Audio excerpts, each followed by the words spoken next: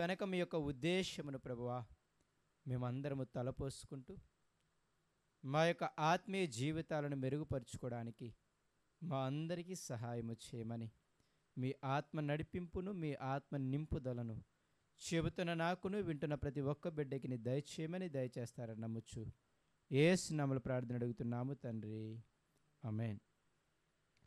మరొకసారి కూడి వచ్చిన మీ అందరికీ కూడా మన రక్షకుడు ప్రభు అయిన యేసుక్రీస్తు వారి పేరిట నా హృదయపూర్వక నిండు వందనాలు. అందరూ సంతోషంగా ఉన్నారని అనుకుంటూ ఉన్నాను. సంతోషంగానే ఉన్నారా? మాట్లాడేవారు ఆనందంగా లేరా?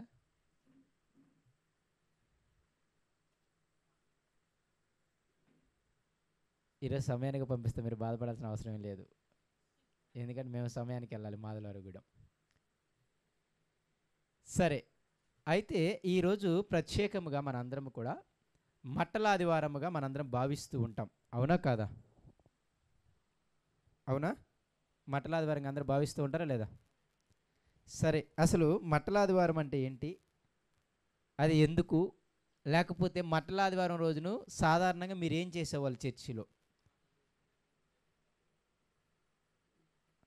అందరూ మీ చిన్నతనానికి వెళ్తే సండే స్కూల్ టయానికి వెళ్ళగలిగితే, మా చిన్నప్పుడు మా సండే స్కూల్కి ఏం చేసేది అంటే చక్కగా పిల్లలందరికీ మంచి బట్టలు వేయించి చక్కగా ఈత మట్టలు ఆ రోజు ముందు రోజే ఈత మట్టలు తెప్పించి వాటన్నిటికి పూలు గుచ్చించి ఉదయాన్నే చక్కగా సండే స్కూల్కి వెళ్ళగానే డ్రమ్ము పట్టుకొని ఒక చిన్న మెగాఫోన్ పట్టుకొని చక్కగా పాటలు పాడుకుంటూ అలాగూ మా చుట్టూ ప్రాంతాన్ని ఒక 10 రోడ్లు 20 రోడ్లు అలా చుట్టూ పాటలు పాడుకుంటూ తిరిగేసి మళ్ళీ వచ్చి చర్చిలో కూర్చొని తర్వాత ఆరాధన కూర్చునే వాళ్ళం అనమాట.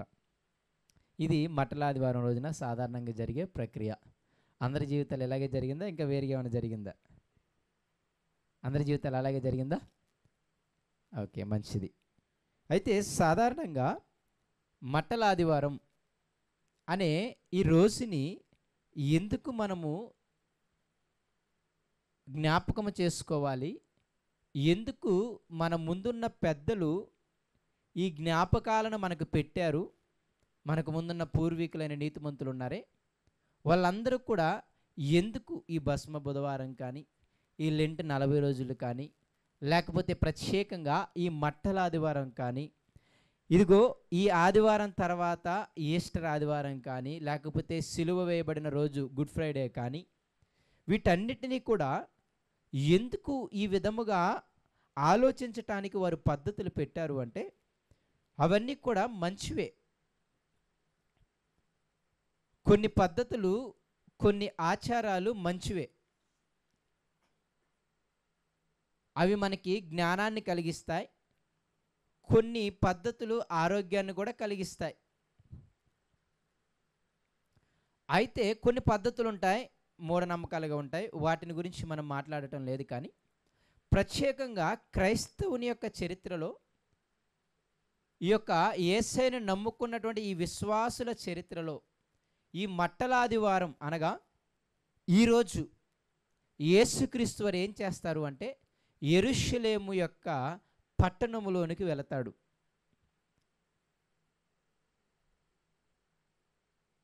అందుకే ఈ యెరూషలేము పట్టణంలోనికి వెళ్ళి ఈ ఆదివారం రోజు ప్రవేశించి సోమవారము మంగళవారము బుధవారము గురువారం కూడా ఆ యెరూషలేము పట్టణంలోనే ఉండి ఆయన ప్రతిదినము బోధిస్తూ దేవాలయంలో, ఇదిగో ఒకరోజు దేవాలయంలో విక్రయాలు జరుగుతుంటే వ్యాపారపు టిల్లుగా మారిస్తే ఇదిగో వాళ్ళందరినీ కూడా పంపించి వేసి దేవాలయాన్ని శుద్ధి చేయటము,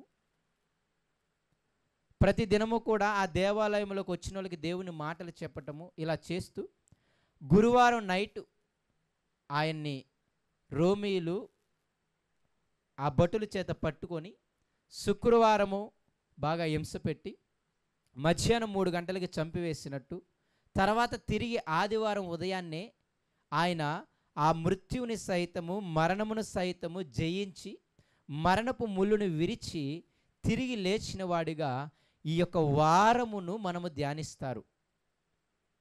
అందుకే ఈ యొక్క వారాన్ని ఏమంటారు అంటే ఈ ఆదివారం నుండి వచ్చే ఆదివారం వరకు కూడా ఏమంటారు అంటే పరిశుద్ధమైన వారము అని పిలుస్తారు సాధారణంగా క్రిస్టియానిటీలో.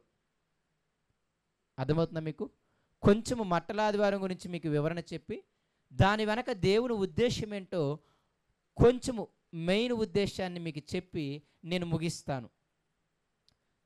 ఎందుకంటే యేసుని నమ్ముకున్న వాళ్ళగా భూమి మీద ఉంటూ అసలు మట్టలాదివారం అంటే ఏంటో తెల్లమొకాలు వేయడం అంత మంచిదేం కాదు. ఓకేనా? కొంచెము దాని గురించి ఇన్ఫర్మేషన్ తెలుసుకుంటూ, పరిచయం తెలుసుకుంటూ, దానిని ఎందుకు పెట్టారు, అసలు ఎందుకు చెయ్యాలి అనే ఒక అవగాహన మనం తెలుసుకోగలిగితే దాన్ని మనము ఏ విధంగా చేయాలి, ఏ విధంగా చేయకూడదు, దాని వెనక దేవుని ఉద్దేశం ఏంటి, ఆ ఉద్దేశం మనం చేస్తున్నామా లేదా అనేది మనందరము జ్ఞాపకం పెట్టుకోగలిగితే మన ఆత్మీయ జీవితానికి ఉపయోగం ఉంటుంది. మీకు కొన్ని జ్ఞాపకాలు చెబుతాను. యేసుక్రీస్తు వారు బల్ల కార్యక్రమాన్ని పెట్టారు, అవునా కాదా? అందరికీ కూడా అది కూడా ఒక ఆచారమే, అది కూడా ఒక పద్ధతే మీరు అనుకుంటే. అయితే ఆ పద్ధతిని మనం ఎవరూ తోసివేయటం లేదు. ఎందుకు తోసివేయటం లేదంటే ఆ పద్ధతి వెనక ఉన్న ఉద్దేశం ఉందే దేవునిది, అది మనందరి యొక్క ఆత్మీయ జీవితాలకు చాలా ఉపయోగపడేది కాబట్టి. అంతేనే కదా?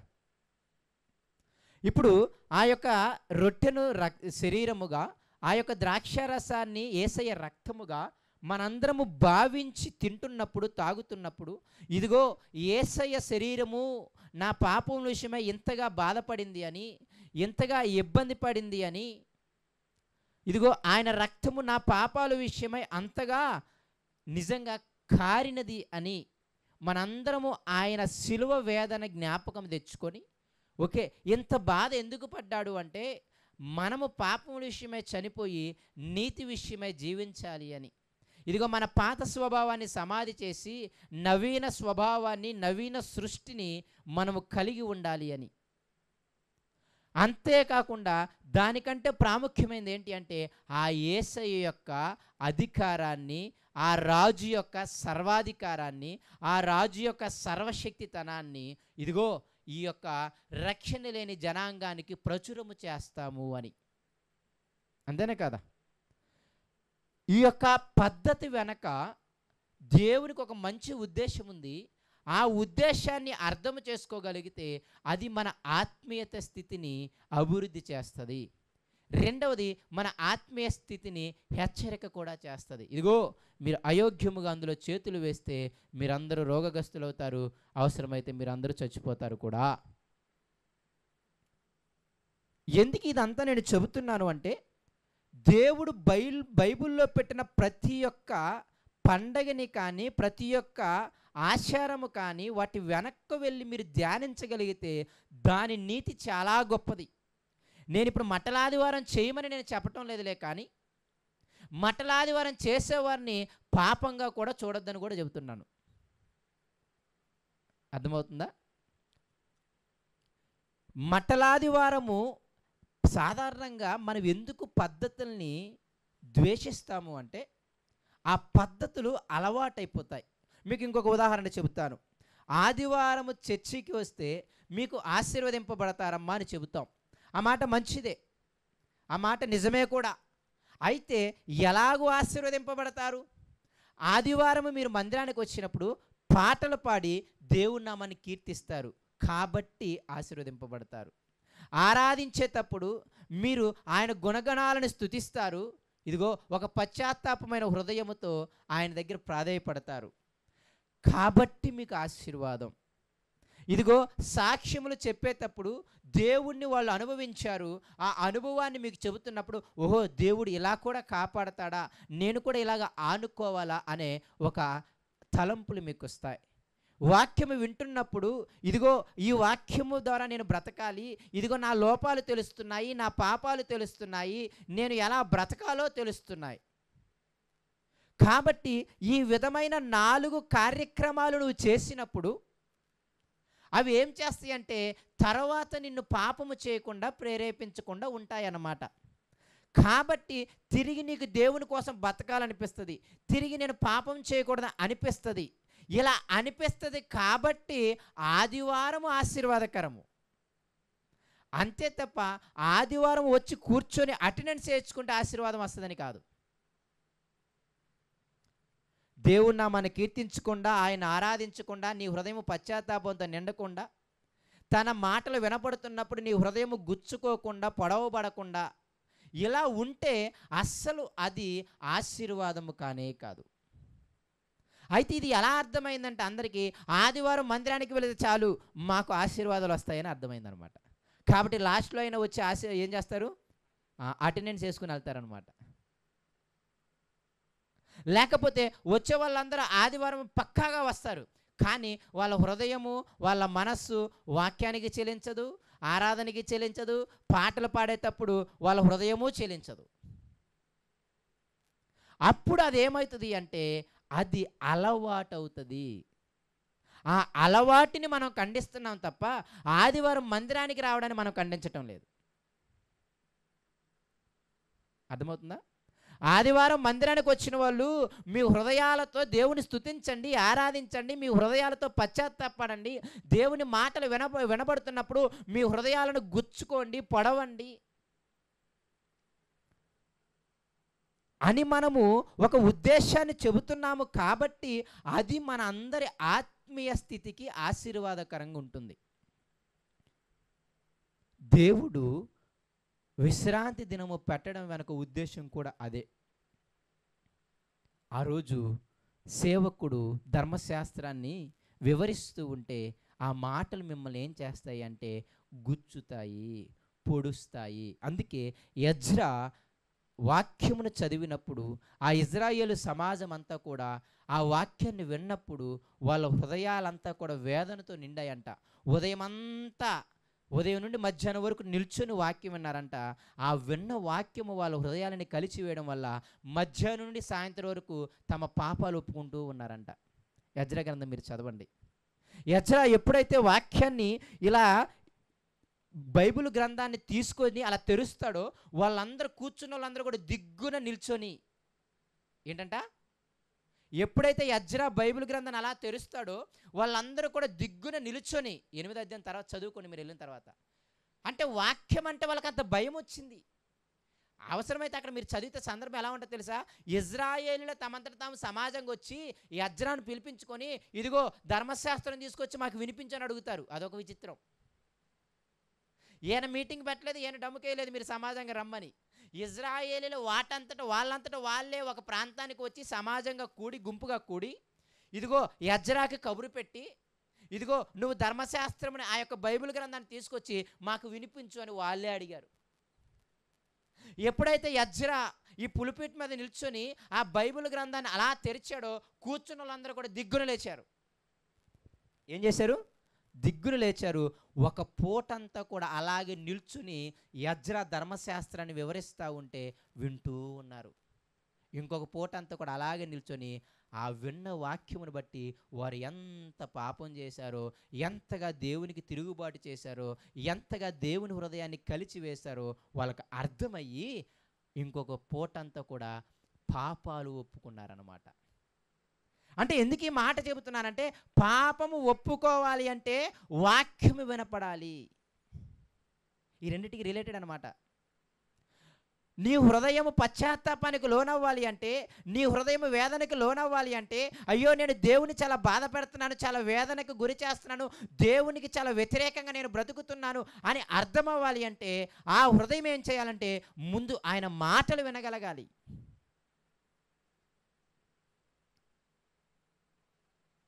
మీ పితరులు ఇలా మోసం చేశారు, మీ వాళ్ళందరూ ఇలా మోసం చేశారు, అందుకే 70 సంవత్సరాలు బబులోనులోకి పంపించాడు ఆయన. అయినా మీ మీద కృప ఉంచి ఇప్పుడు తీసుకొచ్చాడు ఆయన, నా ద్వారా, జెరుబ్బాబేలు ద్వారా, నా తర్వాత నెహెమ్యా ద్వారా తీసుకొచ్చాడని చెబుతున్నప్పుడు ఆయన నిజంగా వాళ్ళందరూ ఏడ్చేశారనమాట. ఇంతగా తిరుగుబాటు చేశామా మేము దేవునికి? ఎందుకు ఈ మాటలు చెబుతున్నాను అంటే ఆచారము, ఒక పద్ధతి, లేకపోతే ఒక పండగ దేవుడు పెట్టటము వెనక చాలా మంచి ఉద్దేశం ఉంది. దాన్ని మీరు ధ్యానించినప్పుడు మాత్రమే దాని వెనక ఉద్దేశము మీకు అర్థమవుతుంది. నా ఉద్దేశం ఇప్పుడు పండగలు చేయమని మిమ్మల్ని ప్రేరేపించట్లేదు. ఒక పెద్ద దైవజనుడు అంటాడు, ఇప్పుడు దాకా ఉన్న పండగలే చాలు, కొత్త పండుగలు ఏం వద్దులే అంటాడు అనమాట ఆయన. ఓకేనా? ఉన్న పండుగలు చాలు, మీరు మళ్ళీ కొత్త పండుగ నేను సృష్టించమాకండి. బైబిల్లో ఉన్న పండుగలు చేయడానికే చచ్చిపోతున్నాము, మళ్ళీ మీరు కొత్త పండుగను సృష్టించొద్దులే. కానీ నా ఉద్దేశం పండగలు చేయమండం కాదు. ఆ పండగల వెనక దేవుని ఉద్దేశాన్ని ఒకసారి ధ్యానించండి, ఆయన చిత్తాన్ని ఒకసారి ధ్యానించండి. అసలు ఆ పండగ రోజు ఏం జరిగిందో ధ్యానించండి బైబిల్లోకి వెళ్ళి. ఆ బైబిల్లో ఆ పండగ జరిగింది కదా, అనగా మట్టల ఆదివారం జరిగింది కదా, యేసయ్య యెరూషలేములోనికి వచ్చాడు కదా, అప్పుడు ఆ యూదులకి ఏం కలిగింది, ఆ విశ్వాసులైన యూదులకి ఏమి జరిగింది, ఇది ఒకసారి మీరు ఆలోచించగలిగితే అప్పుడు దాని నుండి మనమేమి నేర్చుకోవాలో మనకు అర్థమవుతుంది. కాబట్టి నా ఉద్దేశం ఒకటే, గుడ్డిగా వాక్యంలో లేదు, వాక్యంలో లేదు, వాక్యంలో చూపించండి, వాక్యంలో చూపించండి వాదనలు పెట్టుకోక, దాని వెనక ఉద్దేశాన్ని ధ్యానించి, అమ్మా ఇదిగో మీరు భౌతిక పరంగా చేస్తున్నారు కానీ దీని వెనక ఉద్దేశం ఇదమ్మా, ఇది చేస్తే అప్పుడు ఇది చేయండి, ఇబ్బంది ఏం కాదు, అప్పుడు అది మీకు ఆశీర్వాదకరం అని చెప్పడం వల్ల ఇబ్బంది ఏం కాదు. 40 రోజులు లెంట్ డేస్ కూడా పెట్టడం వెనక పెద్దల ఉద్దేశం మంచి ఉద్దేశమే. 360 రోజులు పనుల్లో బిజీ అయిపోతున్నారు, దేవుని మాటలు వినపడితే తప్ప వీళ్ళ హృదయాలు పశ్చాత్తాపానికి గురవు. అవునా కదా? ఈ రెండు రిలేటెడ్ మళ్ళీ చెప్తున్నాను. మీకు మందిరంలోకి వచ్చినప్పుడే బతకాలనిపిస్తుంది, దేవుని మాటలు వింటున్నప్పుడే మీకు బతకాలనిపిస్తుంది, మళ్ళీ లోకంలోకి వెళ్ళిపోతే మళ్ళీ దాని విధంగా బతుకుతారు. కాబట్టి పెద్దలు ఎరిగి ఏం చేశారు అంటే, వీళ్ళని వదిలేస్తే ఇలాగే 360 రోజులు పనులు చేసుకొని చివరికి దేవుడిని విడిచిపెట్టి చివరికి నరకంలో తేలాడతారు అని చెప్పి వాళ్ళు ఏం చేశారంటే, ఒక 40 రోజులైనా ఉదయం నుండి సాయంత్రం దాకా పనులు చేసుకొని సాయంత్రం రాగానే ఆ 40 రోజులు చర్చిలో కూడుకునేవాళ్ళు అనమాట, అందరు సంఘంగా.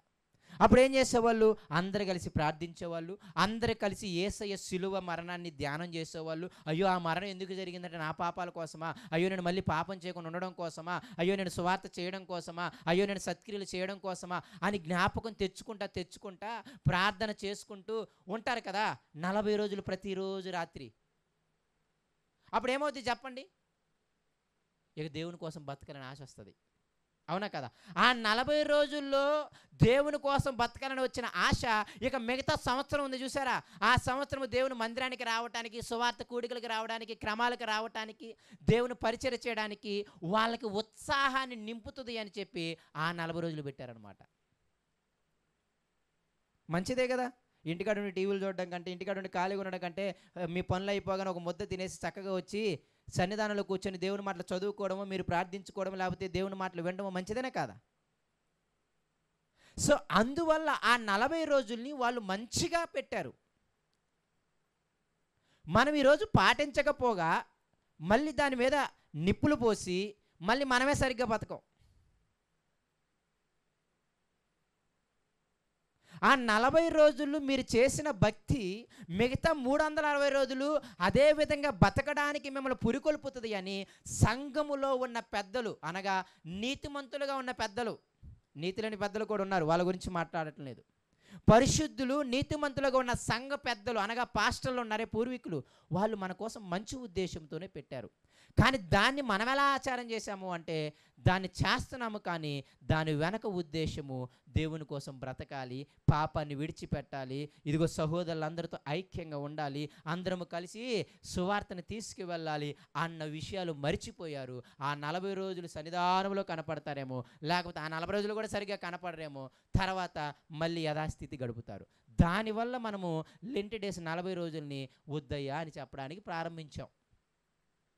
డిఫెండ్ చేసేవాళ్ళు కూడా మీరు చూడండి, దేవుని జ్ఞానం కలిగిన ఎవరైనా, బైబిల్ జ్ఞానం కలిగిన ఎవరైనా సరే వాటినేమి డిఫెండ్ చేయరు, కానీ వాటిని వ్యతిరేకించరు, కానీ మీరు చేసే పద్ధతి తప్పుగా ఉంది, ఆ చేసిన విధానం మీకు తర్వాత ఉపయోగపడటం లేదు, మీరేదో నామకార్థంగా అలవాటుగా చెయ్యాలి కాబట్టి చేస్తున్నారు, ఏదో 40 రోజులు నేను వచ్చేస్తే నాకు దేవుడు ఏదో ఆశీర్వాదం ఇస్తాడన్నట్టు మీరు చేస్తున్నారు, కానీ అలా రావటం వల్ల ఇన్ని జరుగుతాయని మీరు మర్చిపోయారు అంటున్నాడు అనమాట. అందుకు దేవుని వాక్యం తెలిసిన పెద్దలు, అమ్మా వేషధారులుగా బతకొద్దు, ఏదో 40 రోజుల క్రైస్తవులు అవ్వద్దు, 360 రోజులు కూడా అలాగే బతకండి అని చెప్పడం ప్రారంభించారు.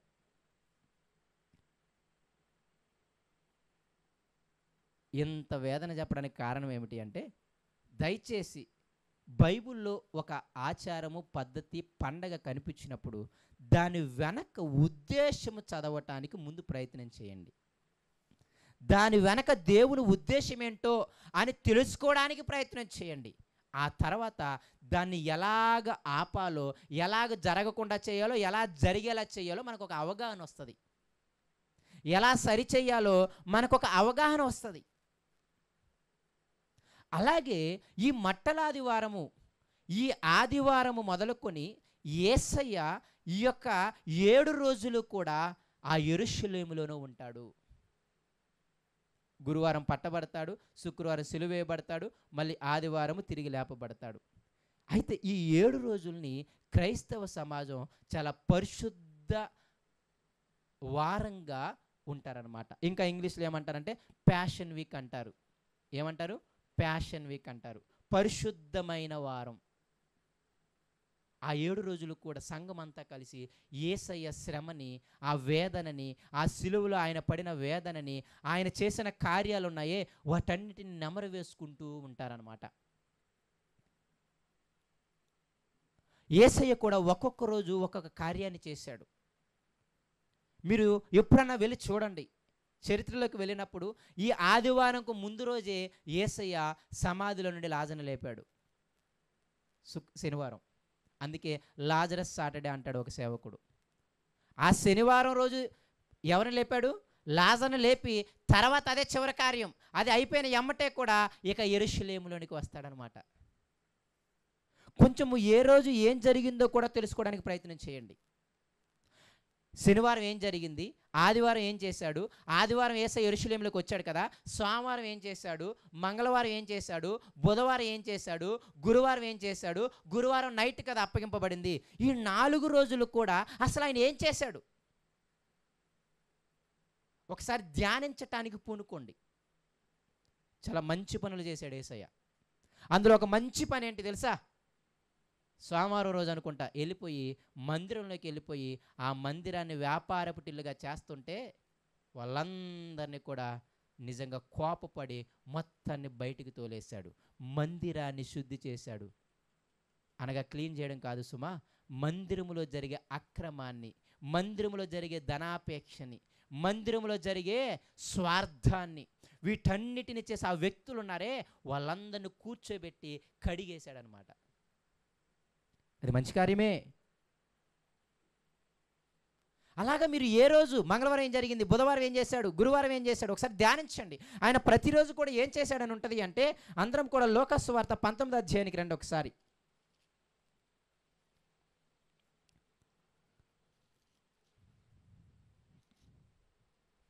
19వ అధ్యాయము 28వ వచనం నుండి ఈ మట్టలాదివారం గురించి ఉంటుంది. అవునా కదా? ఓకేనా? అది ధ్యానించండి, నేను చదువుతాను మళ్ళీ. అయితే ఇప్పుడు మీరు ఏం చేస్తారు అంటే 45, 46 వచనానికి రండి. ఆయన దేవాలయంలో ప్రవేశించి అందులో విక్రయము చేయు వారితో, నా మందిరము ప్రార్థనా మందిరము అని వ్రాయబడి ఉన్నది, అయితే మీరు దానిని దొంగల గుహగా చేసిరని చెప్పి వారిని వెళ్ళగొట్ట ఆరంభించెను. ఆయన ప్రతిదినమును, ఈ మాట జ్ఞాపకం పెట్టుకోండి, ప్రతిదినమును దేవాలయములో బోధించుచున్నప్పుడు ప్రధాన యాజకులను, శాస్త్రులను, ప్రజలలో ప్రధానులను ఆయనను నాశనము చేయ జూచుచుండిరి గాని ప్రజలందరూ ఆయన వాక్యమును వినుటకు ఆయనను హత్తుకొని ఉండిరి గనుక ఏమి చేయవలను వాళ్ళకి తోచలేదు. ఆ 4 రోజులు కూడా ఆయన కంపల్సరీగా మందిరంలోనే ఉండి బోధించాడు. ఎందుకు యెరూషలేములకు వచ్చేటప్పుడు అంత చేశారంటే, ఇంతకుముందు కూడా ఆయన యెరూషలేముకు వచ్చాడు, చాలాసార్లు యెరూషలేములకు వచ్చాడు. కానీ విషయం ఏంటి అంటే, ఈసారి యెరూషలేముకు వచ్చిన తర్వాత మళ్ళీ బ్రతికి భూమి మీదకి రాడనమాట. మళ్ళీ తిరిగి ఇంకొకసారి యెరూషలేముకు రావడము జరగదు. ఇక ఆయన జీవితం ఆ యెరూషలేములో ముగిసిపోతుంది. కాబట్టి ఈసారి యెరూషలేముకి రావటాన్ని వాళ్ళు ఏం చేశారు అంటే, మట్టలతోనూ బట్టలతోనూ గాడిద పిల్ల మీద వస్తున్న ఒక రాజుగా ఆయన ఆహ్వానించారు. ఎందుకు ఆహ్వానించారు అంటే, అందుకే నా ఉద్దేశం ఒకటే, ఒక అరగంటలో నేను చెప్పడం నా వల్ల కాదు. కానీ మీరు అసలు యేసయ్య ఈ మట్టలాదివారం మొదలుకొని ఆ 5 రోజులు కానీ, ఆ మట్టలాదివారం ముందు శనివారం కానీ, ఇవన్నీ కూడా మీరు ఒకసారి 4 సువార్తలను దగ్గర పెట్టుకొని ధ్యానించి, ఎవరైనా మంచి సేవకులు చెప్పే వాక్యాలు యూట్యూబ్లోకి వెళ్ళి చూడండి. నేను కూడా వినే చెబుతున్నాను, దానికి నేను ఎప్పుడు సిగ్గుపడను. జ్ఞానం కలిగిన వాడు విని పాండిత్యం నేర్చుకుంటాడు. వినకపోతేనే నీ సొంత ఉద్దేశాలు చెప్తావు. ఈరోజు సంఘాలు పాడైపోవడానికి కారణం అదే, ఎవడి ఉద్దేశాలు వాడు చెప్పటం. సంఘానికి కాపరులను పెట్టాడు, సంఘానికి ఉపదేశకులను పెట్టాడు. ఉపదేశకులు అంటే బైబిల్ టీచర్స్ ఉన్నారు. ఆ బైబిల్ టీచర్స్ దగ్గర నుండి కాపరులు కూడా మీరు నేర్చుకోవాలి. పని లేక పెట్టలేదు ఉపదేశకుల్ని. కొందరికి దేవుడిచ్చిన గిఫ్ట్ అది, వాళ్ళకి నాలెడ్జ్ అనే గిఫ్ట్ ఇస్తాడు. మీరు ఎప్పుడైనా చూడండి, కాపరుల కంటే కూడా సువార్త చేసేవాళ్ళు, ఉద్యోగాలు చేసుకునే వాళ్ళు ఎక్కువ జ్ఞానవంతులుగా ఉంటారు వాక్యం పట్ల. కాపరికి ఏమైతే తెలుసు, ఆ పుట్టినరోజుకి, ఈ చావు దినానికి, ఆ పెళ్లి రోజుకి, ఈ తద్దినానికి, ఆ తద్దినానికి వెళ్ళి, ఆడికి బాధ ఉందని వాళ్ళ ఇంటికి వెళ్ళి, వీళ్ళు హాస్పిటల్లో ఉన్నారు వాళ్ళని సందర్శించడానికి వెళ్ళి, నాకు తెలిసి వాడికి చదువుకోవడానికి కూడా టైం ఉండదు. అందుకే దేవుడు ముందుగానే ఎరిగి ఏమన్నాడంటే ఉపదేశకులు పెట్టాడేమో అనిపించింది సంఘక్షేమాభివృద్ధి కోసం. బైబిల్ టీచర్స్ని నేర్చుకోవడం కూడా నేర్చుకోండి. యూట్యూబ్లో పెట్టింది అందుకే. ఒకసారి ఈ యేసయ్య యొక్క ఈ లాస్ట్ 7 రోజులని ఒకసారి మీరు ధ్యానించండి. చాలా విషయాలు నేర్చుకుంటారు, చాలా విషయాలు నేర్చుకుంటారు. ఆత్మీయంగా మీరు ఆనందాన్ని పొందుకుంటారు. మీ యొక్క ఆత్మీయతలో మీరు అభివృద్ధి పొందుతారు. నేను ఒక 4 గంటలు దీని గురించి ధ్యానిస్తేనే చాలా ఆనందపడ్డాను. అలాంటిది నాకు బాధ వేసింది, ఒక 3-4 రోజుల ముందు టైం ఉంటే చక్కగా ధ్యానించుకుంటే బాగుండేదని.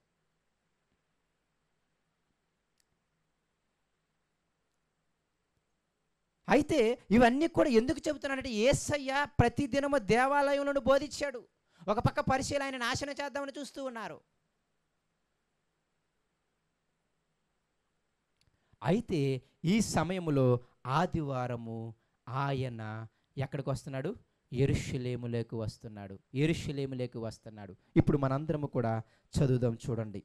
మత్తయి సువార్త 19వ అధ్యాయము 28వ వచనం నుండి చదువుదాం, చూడండి. యేసు ఈ మాటలు చెప్పి యెరూషలేమునకు వెళ్ళవాలని ముందుకు సాగిపోయిను. ఆయన ఒలీవ కొండ దగ్గరున్న బేత్పెగే బేతనియాను గ్రామముల సమీపంలోకి వచ్చినప్పుడు తన శిష్యులను 2 పిలిచి, మీరు ఎదుట గ్రామమునకు వెళ్ళుడి, అందులో మీరు ప్రవేశింపగానే కట్టబడి ఉన్న ఒక గాడిద పిల్ల మీకు కనబడును. దాని మీద ఏ మనుష్యుడిని ఎన్నడూ కూర్చుండలేదు. దాన్ని విప్పి తోలుకొని రండి. ఎవరైనను మీరెందుకు దీనిని విప్పుచున్నారని మిమ్మల్ని అడిగిన ఎడల ఇది ప్రభువునకు కావలసి ఉన్నదని అతనితో చెప్పుడని చెప్పి వారిని పంపెను. పంపబడిన వారు వెళ్ళి ఆయన తమతో చెప్పినట్టే కనుగొని ఆ గాడిద పిల్లను విప్పుచుండగా దాని యజమానులు ఏమన్నారు? మీరు గాడిద పిల్లను ఎందుకు విప్పుచున్నారని వారిని అడిగిరి. అందుకు వారు, ఇది ప్రభువునకు కావలసి ఉన్నదనిరి. తరువాత వారు యేసు నద్దకు దానిని తోలుకొని వచ్చి ఆ గాడిద పిల్ల మీద తమ బట్టలు వేసి యేసును దాని మీద ఎక్కించి ఆయన వెలుచుండగా తన బట్టలు దారి పొడుగున పరిచిరి. ఒలీవ కొండ నుండి దిగుచోటుకి ఆయన సమీపించుచున్నప్పుడు శిష్యుల సమూహం అంతా సంతోషించుచు, ప్రభు పేరట వచ్చు రాజు స్తుతింపబడును గాక, హోసన్న జయము, హోసన్న జయము అని మత్తయి సువార్తలో రాయబడి ఉంటుంది. ఇలా చేసుకుంటూ ఆయన ఏం చేశారు తెలుసా? ఆ యెరూషలేములోనికి ఆహ్వానించారు. మత్తయి సువార్త 21వ అధ్యాయం 1 నుండి 11 వచనాలు మీరు చదవండి. మార్కు సువార్త 11వ అధ్యాయం 1 నుండి 11 వచనాలు మీరు చదవండి. ఈ లూకా సువార్త 19వ అధ్యాయం 28 నుండి చివరి వరకు మీరు చదవండి. యోహాను సువార్త 12వ అధ్యాయం 12-15 వచనాలు చదవండి. 4 సువార్తల్లో ఈ యొక్క ఆదివారము గురించి రాయబడి ఉంది. 4 సువార్తల్లో ఈ యొక్క యేసయ్య ప్రవేశం యెరూషలేములోకి ఎలా జరిగిందో రాయబడి ఉంది. యేసయ్య ప్రవేశం ఎలా జరిగిందో తెలుసా? మొత్తం సువార్త చేసుకుంటూ 3.5 సంవత్సరాలు కష్టపడ్డాడు.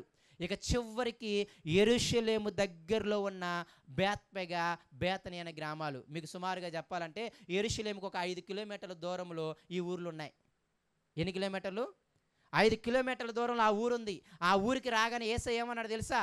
తన శిష్యులు ఇద్దరిని పిలిచి, ఇదిగో మీ ముందున్న ఆ గ్రామం ఉందే, ఆ గ్రామానికి వెళ్ళి ఆ ఇంట్లో ఒక గాడిద పిల్ల కట్టబడి ఉంటుంది, దాన్ని తీసుకొని రండి అన్నాడు అనమాట. అప్పుడు శిష్యులకు వచ్చిన డౌట్ ఏంటంటే, ఎవడింట్లోకి వెళ్ళి ఎవడి గాడిదని పట్టుకుంటే ఎవరు ఊరుకుంటాడు? అవునా కదా? అంతేనా కదా? ఎవరింట్లోకి వెళ్ళిపోయి ఎవరి గాడిద పిల్లని తీసుకొచ్చి ఊరుకుంటారా? ఊరుకోరు. అప్పుడు వాళ్ళకి డౌట్ వస్తే యేసయ్య మళ్ళీ ఏమన్నాడు తెలుసా? మీరేం భయపడమాకండి, వెళ్ళి వాళ్ళు అడిగినప్పుడు ఏం చెప్తారు తెలుసా? అది ప్రభువుకు సంబంధించింది, అది ప్రభువుకు కావాలని ఒక మాట చెప్పండి. మళ్ళీ వారు మారుమాట మాట్లాడరు, ఎమ్మటే వాటిని ఇచ్చి మీ దగ్గరికి పంపిస్తారు అన్నాడు. ఆయన ఎంత అధికారో మీరు జ్ఞాపకం చేసుకోండి. అడిగారు ఆ యజమానులు, ఏంటి మా గాడిదని నిప్పుకొని వెళ్తున్నావు అని శిష్యులను అడిగితే ఇద్దరిని వాళ్ళు ఒకే మాట అన్నారు, ఇది ప్రభువుకి కావలసి ఉన్నది. ఏంటంట, ఇది ప్రభువునికి కావలసి ఉన్నది అంటే ఎమ్మట వాళ్ళు ఏమైనా మాట్లాడినట్టు మీకు కనపడుతుందా? 4 సువార్తల్లో మారు మాట మాట్లాడినట్టు కనపడదు. ఒక మాటే చెప్పారు వీళ్ళు, ప్రభువుకు కావలసి ఉన్నది అని. తర్వాత డిస్కషన్ కూడా లేదు. వాళ్ళు మళ్ళీ ఇంకొక మాట కూడా మాట్లాడేది యజమానులు. వీళ్ళు తీసుకుని వచ్చారు. ఇక్కడ ఏం చూపిస్తుంది అంటే యేసయ్య సర్వాధికారం చూపిస్తుంది. ఇక్కడ నువ్వు నేను వెళ్ళి ఇదిగో ఈ గాడిద మా అన్నయ్యకి కావాలి అని తీసుకుని వస్తే యజమానులు ఊరుకుంటారా? మరి అక్కడ ఎందుకు ఊరుకున్నారు? యేసయ్య సర్వాధికారము కలిగిన వాడు, యేసయ్య సర్వాధికారి అయిన దేవుడు ఆయన. తర్వాత వచ్చిన తర్వాత ఆ గాడిద మీద ఏం వేశారంట? బట్టలు వేశారంట. గాడిద పిల్ల మీదకి యేసయ్యని కూర్చోబెట్టారంట.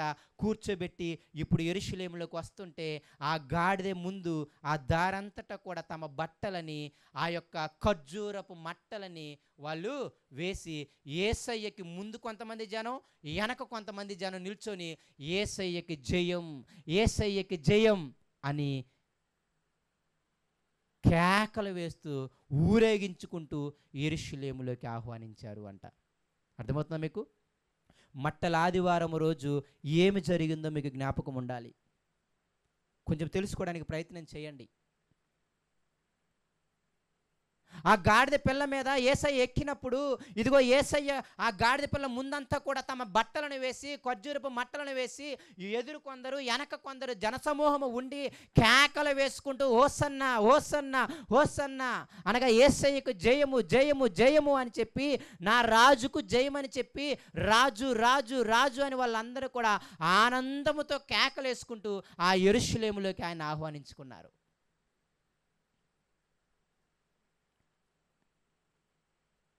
ఎందుకు అలా ఆహ్వానించారు అంటే వాళ్ళందరికీ ఒక ప్రవచనము గుర్తుంది. గాడిద మీద ఎక్కి అలా వస్తుండగానే ఆ యూదులందరికీ అర్థమైన విషయం ఏంటంటే, మా సేవకుడైన జకర్యా, మా ప్రవక్త అయిన జకర్యా తన గ్రంథములో ఒక మాట రాశాడు. ఇదిగో దావీదు వంశస్థుల్లో ఒకరు, ఇదిగో రాజు, ఆయన గాడిద మీద వస్తాడు, ఆయన వచ్చి ఏం చేస్తాడు తెలుసా? మీ అందరి బానిసత్వాన్ని తీసివేస్తాడు అని చెబితే ఇప్పుడు వాళ్ళు గాడిద మీద వేసే కనపడంగానే వాళ్ళందరికీ ఆనందం కలిగిందనమాట. ఇదిగో ఈ రోమా ప్రభుత్వము, ఈ అధికారము, ఈ బానిసత్వం కింద మేము ఉండలేకపోతున్నాము. ఇంతకుముందు యెరూషలేము పట్టణానికి మేమే అధికారులం, కానీ ఇప్పుడు ఎవరు అధికారం కింద ఉన్నారు? వాళ్ళంతా రోమీయుల అధికారం కింద ఉన్నారు. వాళ్ళందరూ ప్రాణాలు విసిగిపోయాయి. ఎప్పుడు వస్తాడా దావీదు వంశస్థుల రాజు, ఎప్పుడు మమ్మల్ని ఈ యొక్క రోమా ప్రభుత్వం బానిసత్వం నుండి విడిపిస్తాడా అని ఎదురు చూస్తూ ఉన్నారు. అయితే వాళ్ళకు సూచనగా జకర్యా ప్రవక్త 9:9 మీకు చదివితే అర్థమవుతుంది. అక్కడ ఏమన్నాడు తెలుసా? సియోనులారా ఉత్సహించండి, సియోనులా ఇజ్రాయేలులారా సంతోషించండి. ఎందుకు తెలుసా? నీ రాజు. ఆ మాటలు చదవండి. జకర్యా గ్రంథం 9:9 ఒకసారి చదవండి. సియోను నివాసులారా బహుగా సంతోషించుడి, యెరూషలేము నివాసులారా ఉల్లాసముగా ఉండండి. ఇదిగో ఎవరు? నీ రాజు.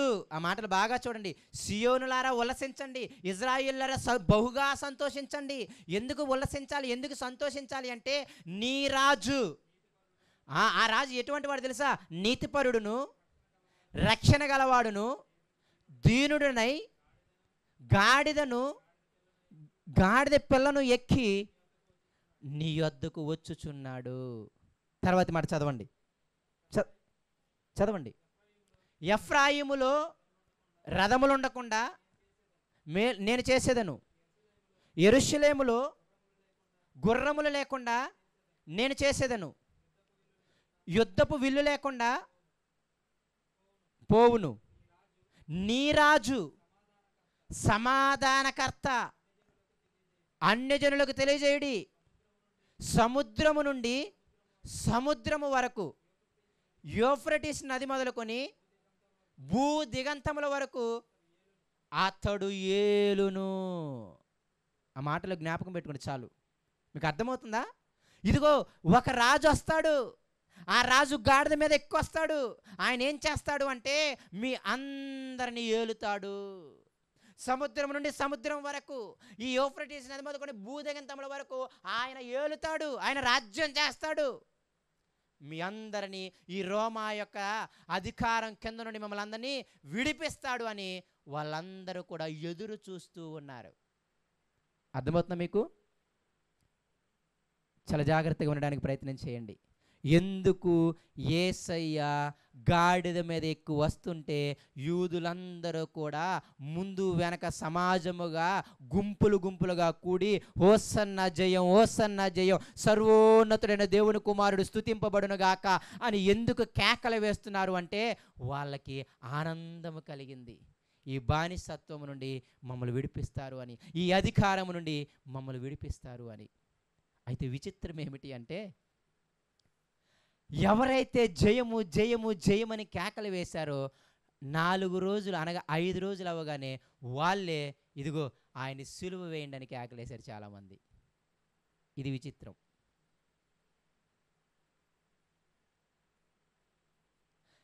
ఎవరైతే జయము జయము జయమన్నారో అందులో చాలా వరకు, అందరూ అని అనుకోపోవచ్చు కానీ చాలా వరకు సగం మంది అయినా సరే మళ్ళీ ఏమన్నారు తెలుసా? అదే యేసుని సిలువ వేసేయండి అని కేకలేశారు. కారణం ఏమిటి? కారణం ఏమిటి? ఏమిద్దాం అనుకున్నాడు? రాజ్యం ఇద్దాం అనుకున్నాడు, అందుకు చంపేశారా? రాజ్యం ఇస్తే ఎందుకు చంపేస్తారు?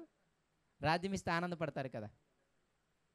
రాజ్యం ఇవ్వలేదని చంపేశారా? ఓకే, చాలా జాగ్రత్తగా ఆలోచించండి. యేసయ్య రాజ్యము మనం అనుకుంటున్న రాజ్యము కాదు. ఆ యొక్క స్థితి వాళ్ళకి అర్థం అవ్వలేదు. అక్కడ మీరు చూడండి, యేసయ్య ఎక్కడైనా యుద్ధము చేస్తాడని చెప్పినట్టు మీకుందా?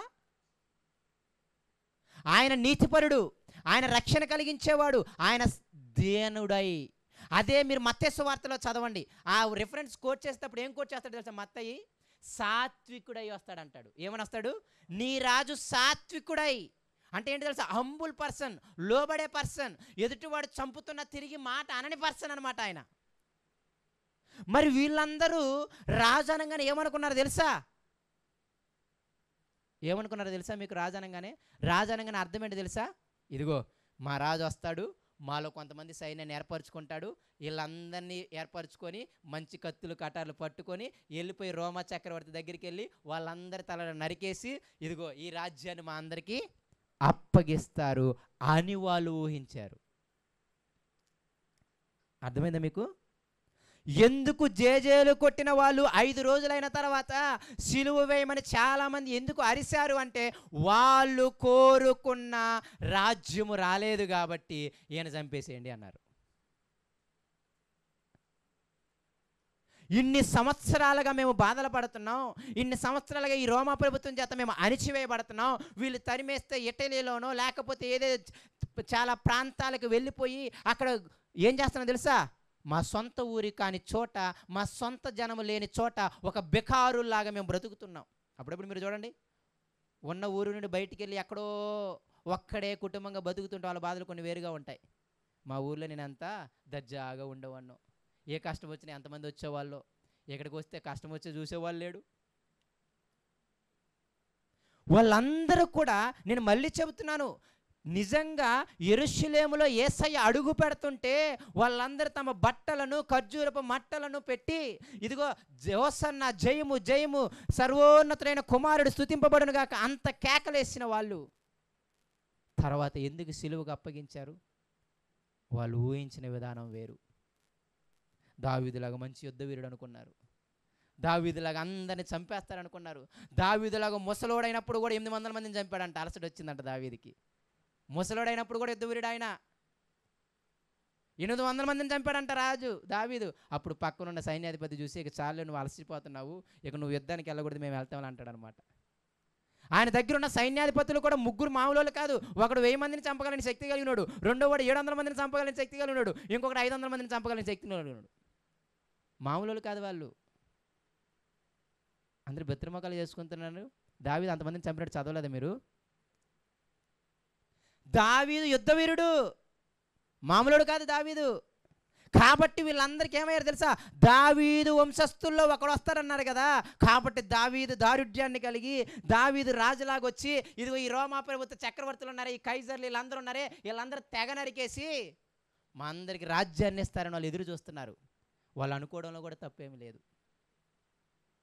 మత్తయి సువార్త 21వ అధ్యాయం ఉంది కదా, మొదటి 11 వచనాలు ఈ మట్ల ఆదివారం గురించి ఉంటుంది. అయితే 21వ అధ్యాయం పై వచనాలు మీరు చూడండి. అంటే ఈ యెరూషలేముకి రాకముందు ఒక ఆశ్చర్యకార్యం జరిగింది.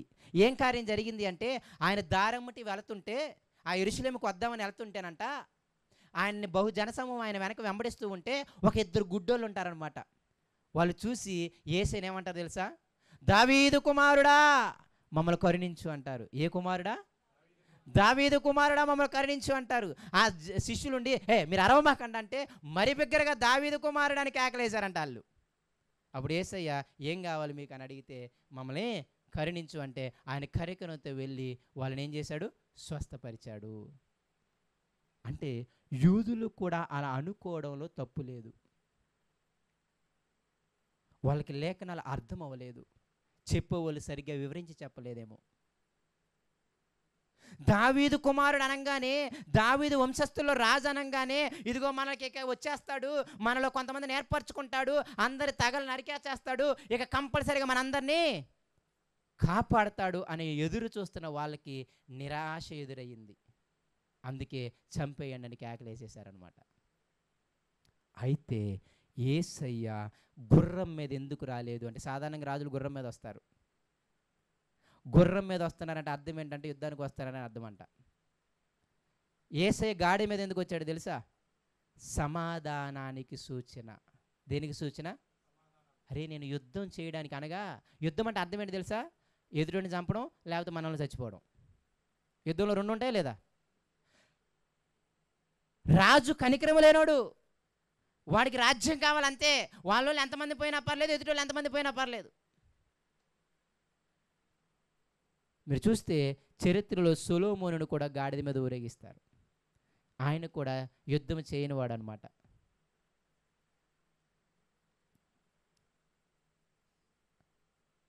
ఈ గాడిద మీద రావటం వెనక ఉద్దేశము, సూచన ఏంటి అంటే, ఆయన సమాధానానికి కర్త, సమాధానాన్ని ఇవ్వటానికి వస్తున్నాడు. ఆయన ఏమి ఇవ్వడానికి వస్తున్నాడు తెలుసా? మీకు నీతిని ఇవ్వడానికి వస్తున్నాడు, మీకు రక్షణని ఇవ్వడానికి వస్తున్నాడు, మీకు దీనత్వాన్ని, సాత్వికాన్ని నేర్పడానికి వస్తున్నాడు. అందుకే మీరు చదివిన జకర్యా గ్రంథంలో సమాధానాన్ని ఇవ్వడానికి అన్ని జనులకి వస్తున్నాడని చదివారు మీరు వచనాలు, అవునా కదా? కానీ అందుకే నా రాజ్యము మీరు అనుకున్న రాజ్యము కాదు అంటాడు. సువార్తలో ఒక మాట ఉంటుంది కదా, నా రాజ్యము మీరు అనుకున్నటువంటి రాజ్యము కాదు. మీ అందరికీ సంతోషించండి సంతోషించండి అంటే నిజంగా వాళ్ళు రాజులా వచ్చి చంపేసి ఇస్తారు అనుకున్నారు ప్రియమైన దేవుని పిల్లారా. కానీ యేసయ్య అది చేయలేదు, అది చేయలేదు. యేసయ్య చేసింది ఏంటి అంటే, ఇదిగో ప్రతి ఒక్కరికి దీనుడుగా ఉండిపోవటం. ఆయన నేర్పించిన దీనత్వము, ఆయన నేర్పించిన సాత్వికత, ఆయన ఇవ్వాలనుకున్న రక్షణ, ఆయన ఇవ్వాలనుకున్న నీతిని వీళ్ళు ఇష్టపడలేదు.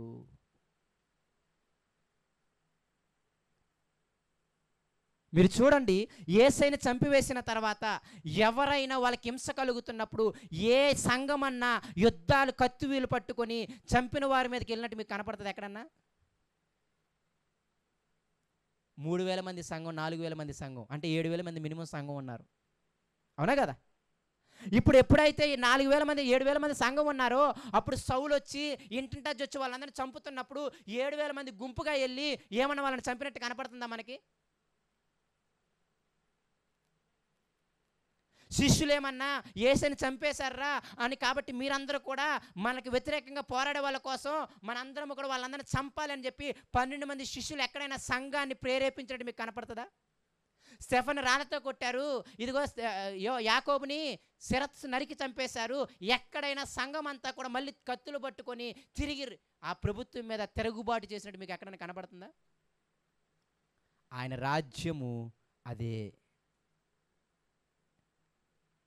ఆయన రాజ్యము వీళ్ళకి అర్థమైంది, వీళ్ళకి అర్థం అవ్వలేదు. ఆయన రాజ్యము ఓర్చుకునే రాజ్యము, ఆయన రాజ్యము సహించే రాజ్యము, ఆయన రాజ్యము ఇదేంటో తెలుసా? దాని ఏమంటారు? దీర్ఘశాంతము వహించే రాజ్యము. ఆయన రాజ్యం ఎటువంటి రాజ్యం తెలుసా?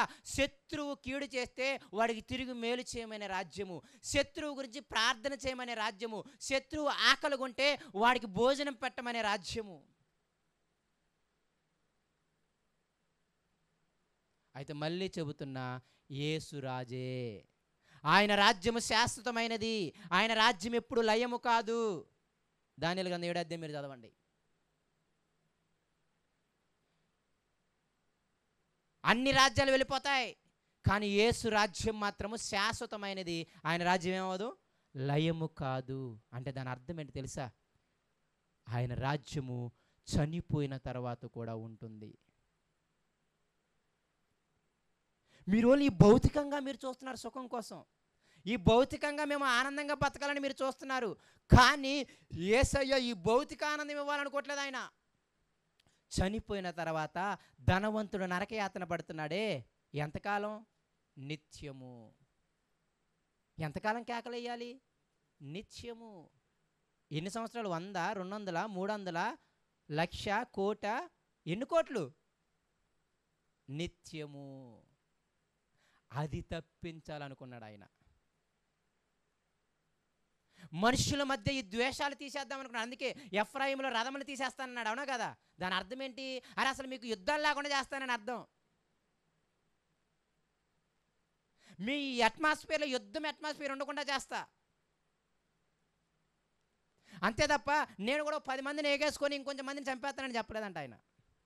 ఎక్కడైనా మీకు అక్కడ యేసు ప్రభు గురించి రాయబడిన వచనాల్లో ఎక్కడైనా యుద్ధం చేసేవాడికి రాయబడిందా? యూదులు తప్పుగా అర్థం చేసుకున్నారు,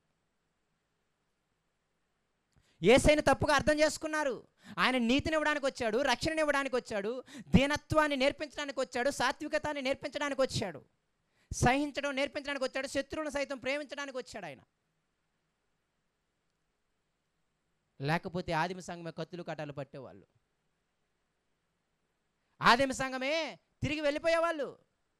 కానీ యేసయ్య చెప్పింది ఏంటంటే, మీ ప్రతి భారాన్ని, మీ ప్రతి పాపాన్ని మీరు భరించుకుంటూ సహించుకుంటూనే నా పందెపు రంగంలో మీరు పరిగెత్తాల్సిందే.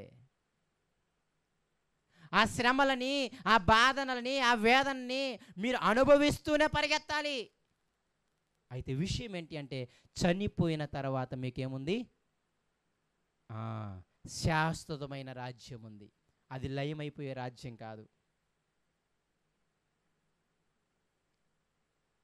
అందుకే చాలా క్లియర్గా చెబుతాడు, ఆయన భౌతికపరమైన ఆనందాలు ఇవ్వటానికి రాలేదు, ఆయన భౌతికపరమైన ఆనందాలు ఇవ్వటానికి రాజు కాదు.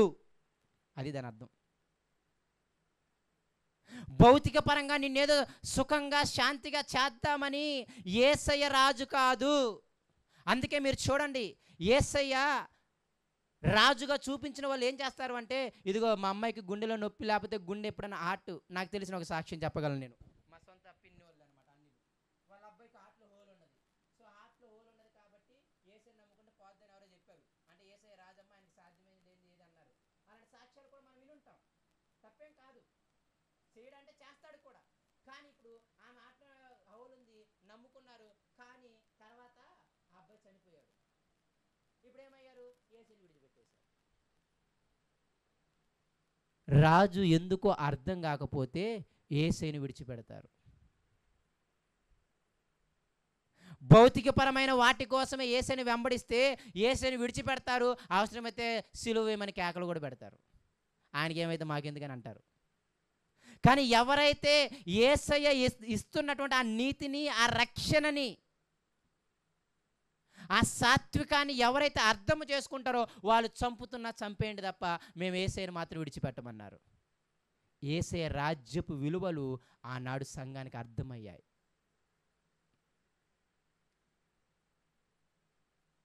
నిజంగా చెబుతున్నాను. వాళ్ళందరూ జయము జయమని కేకలు వేసిన వాళ్ళు వాళ్ళకు భౌతికపరమైన మేలు జరగకపోయేసరికి ఎమ్మటే చంపేయండి అని కూడా కేకలు వేసేశారు. అందుకే రాజును సరిగ్గా పరిచయం చేయడం నేర్చుకోండి. యేసయ్య ఒక రాజు కదా, ఆయన రాజ్యం ఏలేవాడు కదా, ఆయన రాజ్యము నిరంతరం ఉండే రాజ్యము కదా. ఇదిగో ఆయన అన్నాడు, మీకు ఇప్పటికీ చెబుతున్నాను, సర్వాధికారం ఆయనదే, సార్వభౌమాధికారం ఆయనదే. ఆయన కింద మరణాలు జరుగుతున్నాయి, ఆయన కింద విడుదల జరుగుతున్నాయి. దేవుడు చూడట్లేదు, దేవుడు పట్టించుకోవట్లేదని మీరు అనుకుంటే అవివేకం. ఆయనే కావాలని కొందరిని మరణానికి అప్పగిస్తున్నాడు, దాని ద్వారా మహిమ తెచ్చుకుంటున్నాడు. ఆయనే కావాలని కొందరిని విడిపిస్తున్నాడు, దాని ద్వారా మహిమ తెచ్చుకుంటున్నాడు. పేతుని విడిపించాడు, పౌలుని విడిపించాడు చెరసాల్లో నుండి, మహిమ తెచ్చుకున్నాడు. యాకోబుని చంపించేశాడు, స్టెఫను చంపించేశాడు, దాని ద్వారా కూడా మహిమ తెచ్చుకున్నాడు. అయితే ఇక్కడ విషయం ఏంటంటే ఆయన రాజ్యము మాత్రం శాశ్వతం. అందుకే శిష్యులను పంపిస్తే ఏమంటాడు తెలుసా? మత్తయి సువార్త 28 చివరి వచనాలు ఏమంటాడు చెప్పండి? ఇదిగో సర్వాధికారము నాకు ఇయ్యబడింది, ఆకాశం అందే కానీ భూమి అందే కానీ భూమి కింద అన్నిటి అందు నాకేమి ఇవ్వబడింది? సర్వాధికారం ఇవ్వబడింది. కాబట్టి మీరు భయపడకుండా వెళ్ళి సువార్త చేసి సమస్త జనులు నాకేం చేయాలి? శిష్యులుగా చేయండి, యుగ సమాప్తి వరకు నేను మీకు తోడుగా ఉంటాను అన్నాడు. యేసయ్య రాజ్యము నిజంగానే స్థిరమైన రాజ్యం. ఆయన రాజ్యం లయం కాని రాజ్యం. ఆయన రాజ్యము శాశ్వతమైన రాజ్యం. ఎక్కడికి వెళ్ళినా యేసయ్యను నమ్ముకున్న గుంపు కనపడుతుంది. ఏ పాకిస్తాన్కి వెళ్ళినా యేసయ్యను నమ్ముకున్న గుంపు కనపడుతుంది. ఆయన రాజ్యము నిజంగా అంతము లేనిది. నీ రాజ్యం ఎక్కడయ్యా అంటే ఎక్కడ అక్కడని చెప్పను, ఎక్కడ పడితే అక్కడ ఉంటుంది ఆయన రాజ్యం.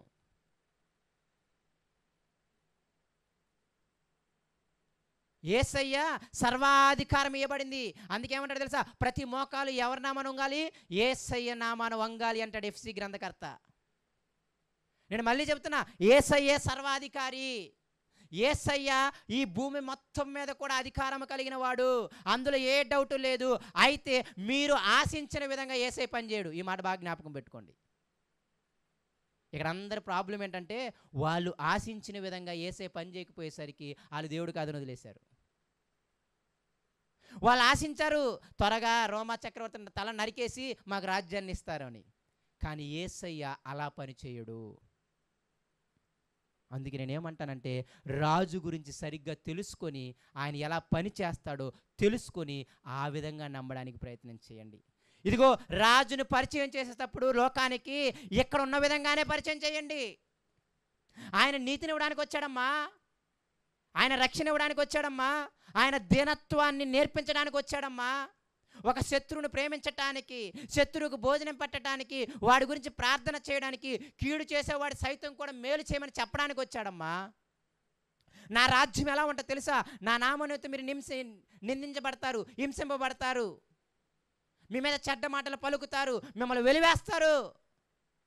అది ఆయన రాజ్యము చేసే పని అన్నమాట. మట్టల ఆదివారం చాలా పెద్ద ఆదివారం. మట్టల ఆదివారం వెనక ఉన్న సందేశం చాలా పెద్ద సందేశం. మన రాజుని రాజుగా మనకు తెలియలేదు. మన రాజు ఎలాంటి రాజు అర్థం అవ్వలేదు. మన రాజు ఏమి ఇవ్వగలిగిన శక్తిమంతుడు అర్థం అవ్వలేదు. మనకెంతకాడికి మన రాజు మనము అనుకున్న విధానంలో పనిచేయాలని కోరుకుంటున్నారు. ఇదిగో దేవుడు అనంగానే, రాజు అనంగానే ఏం చేయాలి? మాకున్న శరీర రోగాలని, లేకపోతే దేవుడు అంటే ఏం నిర్వచనం ఇస్తారు చెప్పండి? నన్ను, నా కుటుంబాన్ని ఎటువంటి రోగం, ఎటువంటి బాధ, ఎటువంటి శ్రమ, ఎటువంటి అప్పుల భారం లేకుండా కాపాడేవాడు దేవుడు. అంతేనే కదా?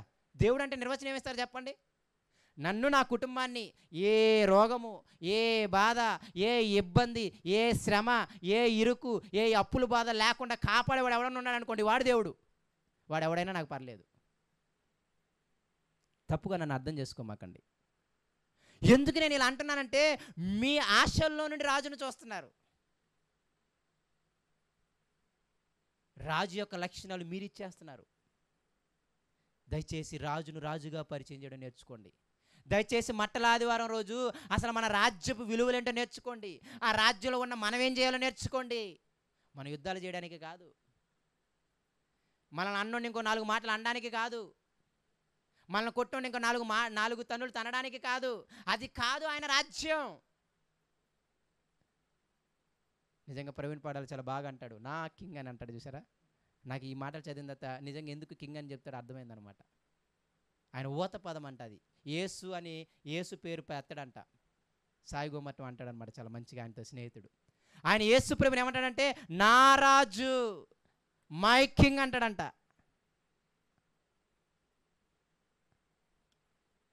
అక్కడ అదే వాడాడు, నీ రాజు, నీతినిచ్చే రాజు. భూమి మీద ఎవడెవడు నీతిని. నీ రాజు రక్షణనిచ్చే రాజు. భూమి మీద ఎవడు రక్షణ ఇవ్వలేడు. నీ రాజు దాన్ని ఏమంటారు, లోబడే తత్వాన్ని ఇచ్చే రాజు. భూమి మీద ఎవడు కూడా లోబడమని చెప్పడు. పంటికి పన్ను, కంటికి కన్నే. ఒక మాట అంటే 10 మాటలను, ఒక దెబ్బ కొడితే 10 దెబ్బలు కొట్టు. వాడు 10 మందితో వస్తే నువ్వు 100 మందితో తీసుకెళ్ళు. రాజు మీకు అర్థం అవ్వలేదు. రాజు మీకు అర్థం అవ్వలేదు. ఆనాడు యూదులకు కూడా అర్థం అవ్వలేదు. జయము జయమని పలికిన నోరులే సిలువేసేనని కేకలు వేశాయి. చాలా దౌర్భాగ్యమైన స్థితి అది. కారణం ఒక్కటే చెప్పగలను, వాళ్ళు రాజుని రాజుగా అర్థం చేసుకోలేకపోయారు. వాళ్ళ ఆశల్లో నుండి రాజుని కొంచెం ఫ్రేమ్ చేసుకున్నారు. ఏమో సేవకులు కూడా సరిగ్గా చెప్పారో లేదో నాకు తెలియదు. ఆ పరిశీలి సర్దుకేలు కూడా సరిగ్గా వివరించారో లేదో నాకు తెలియదు. రాజ్యం అనగానే ఇలాగే వివరించారేమో. అయితే ఈరోజు మనందరం ధన్యులం. ఈరోజు మనందరం ధన్యులం. ఆయన రాజ్యం ఏంటో తెలిసింది. ఆయన రాజ్యం ఎలా ఉంటుందో తెలిసింది. ఆయన రాజ్యం నీతితో ఉంటుందయ్యా, సమాధానంతో ఉంటుందయ్యా. ఈ మాట మర్చిపోమాకండి, సమాధానం. దాని అర్థం ఏంటి తెలుసా? చివరి మాట చెప్పి నేను ముగిస్తాను. సమాధానం. గాడిద మీద వస్తున్నాడంటే దేనికి సూచన? సమాధానం. గుర్రం మీద వస్తే దేనికి సూచన? యుద్ధం చేయడానికి సూచన అనమాట. రణరంగానికి సూచన అనమాట. దేవుడితో నిన్ను నన్ను సమాధాన పడమన్నాడు. మొదటిది, దేవుడు మనకి ఏమై ఉన్నాడంట? శత్రువుడయ్యాడు అని అంటాడు అనమాట కదా. ఒక పత్రికలు ఎక్కడో వాడతాడు, దేవుడికి మనకి మధ్య ద్వేషము ఉంటే ఆయన వచ్చి ఏం చేశాడు? సమాధానపరిచాడు అంటాడు. దేవునికి మనము శత్రువులమైతే, దేవునికి మనం ఏమయ్యాం? శత్రువులమైతే మనల్ని దేవుడు యేసయ్య ఏం చేశాడు? సమాధానపరిచాడు. ఆ రాజ్యం యొక్క ప్రాముఖ్యత సమాధానపరచటం. ఇదిగో నీ పాపాలు మానేసుకొని, నీ తిరుగుబాటుతనం మానేసుకొని, ఇదిగో దేవుడు నిన్ను ఎందుకు పిలిచాడో, ఎందుకు రక్షించుకున్నాడో తెలుసుకొని ఆయనతో సమాధానపడు. ఈ రాజు చెప్పేది అదే. అనేక మంది దేవునితో సమాధాన పడేవాళ్ళు లేరు. ఈరోజు లోకం పాపం చేస్తూ దేవునికి శత్రువులు అయిపోయారు. వాళ్ళందరినీ దేవునితో సమాధాన పరచవలసిన బాధ్యత ఎవరిది? మనమే. మనం కూడా సమాధాన పరులమే తెలుసా? సమాధాన కర్తలమే మనం కూడా. పత్రికలు ఈ మాట కూడా ఉంటుంది, మనం కూడా సమాధాన పరిచే వాళ్ళము అని. యేసయ్య సమాధాన పరిచాడు, మనం కూడా సమాధాన పరుద్దాం అనేక మందిని దేవుడికి ఇచ్చి అన్నాడు. ఈ రాజ్యాన్ని అర్థం చేసుకోండి. నీతి, రక్షణ, దీనత్వం, సాత్వికం కనపడవు క్రైస్తవులలో. కనపడవు క్రైస్తవులలో. ఏదైనా ప్రేమపూర్వకంగానే వెళ్ళాల్సిందే. అప్పుడప్పుడు అనిపించింది, ఈ తాట అలాగే అనిపించింది నాకు. ఒకవేళ కత్తులు గొడవలు పెట్టుకోవాలంటే ఆదిమ సంఘమే చేయాల్సింది. అది నిజమై ఉంటే ఆదిమ సంఘాన్ని ప్రేరేపించే వాళ్ళు శిష్యులు 12 మంది. అయితే అది ఆయన రాజ్యం కాదని యేసయ్య దగ్గర వాళ్ళు నేర్చుకున్నారు. ఎంతవరకు చేయగలగాలి అంతవరకే చేయండి. దయచేసి విలువలతో కూడిన రాజ్యాన్ని ఆహ్వానించండి. యేసయ్య భౌతిక పరమైనవి ఇవ్వడానికి రాలేదు. అలా మీకు ఎవరైనా ప్రజెంట్ చేస్తే మీరు రాంగ్గా ప్రజెంట్ చేసుకున్నారు, తిరిగి నష్టపోతారు మీరే. ఆయన రక్షణ ఇవ్వడానికి వచ్చాడు, నీతిని ఇవ్వడానికి వచ్చాడు, లయం కాని రాజ్యాన్ని స్థాపించడానికి వచ్చాడు. మిగతా వాళ్ళందరూ ఒకరోజు నరకంతో లయమైపోతారు అందరూ. కానీ యేసయ్యను నమ్మిన రాజ్యము శాశ్వతమైన రాజ్యము, లయము కాని రాజ్యము. దానియేలు గ్రంథం 7వ అధ్యాయం చదవండి తర్వాత. దయచేసి ఆ విధముగా ఆయన రాజ్యము విలువలు తెలియజేయడానికి ఆయన రాజుగా స్వీకరించారు. కానీ వాళ్ళకి అర్థం అవ్వలేదు, మనకు అర్థమయ్యింది. కాబట్టి ఈ రాజ్యపు విలువలు తెలుసుకోండి, రాజు యొక్క ఉద్దేశాలు తెలుసుకోండి. అలా తెలుసుకొని మీరందరూ కూడా దేవుణ్ణి ఎదగాలని కోరుకుంటూ చిన్న మాటలు దేవుడు దీవించిన కాక కళ్ళు మూసుకుంటూ ప్రార్థన చేసుకుందాం. పరిశుద్ధుడా, ప్రేమ కలిగిన మా తండ్రి, మరొకసారి నీ కొందనాలు, నీకు స్తోత్రాలు నాయన. అయ్యా, నువ్వు ఎటువంటి రాజువో, నువ్వు ఎటువంటి సర్వాధికారము కలిగిన వాడో మేము అర్థం చేసుకోలేకపోయావు నాయన. ఈరోజు